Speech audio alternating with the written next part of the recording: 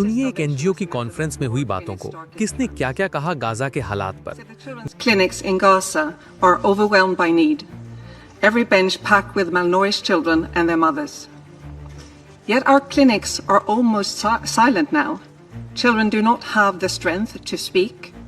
Gaza के हालात अब इंसानियत के लिए सबसे बड़ा सवाल बन चुके हैं।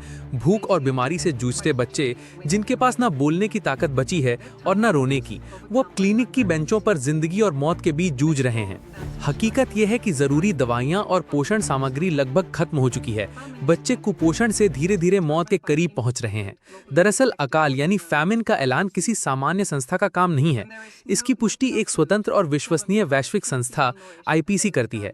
जब भोजन नहीं मिलता तो बच्चे गंभीर कुपोषण से गुजरते हैं और फिर उनकी मौत हो जाती है। यही है अकाल का असली मतलब। अब संयुक्त राष्ट्र में इस मुद्दे पर बहस तेज है। अमेरिकी प्रतिनिधि का कहना है, हम मानते हैं कि गाजा में मानवीय जरूरतें बेहद गंभीर हैं और इन्हें पूरा करना जरूरी है, लेकिन समस्या का हल केवल विश्वसनीयता और ईमानदारी से ही संभव है।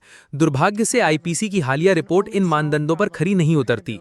साथ ही हम इस दावे को भी खारिज करते हैं कि गाजा में भूख को युद्ध का हथियार बनाया जा रहा है। इजराइल ने अब तक गाजा में 2 मिलियन टन से ज्यादा मानवीय सहायता पहुंचने दी है। लेकिन सवाल यहाँ ये उठता है कि क्या ये सब युद्ध अपराध की श्रेणी में आता है, क्योंकि शुरुआती हफ्तों में सामने आई तस्वीरें बेहद डरावनी थीं।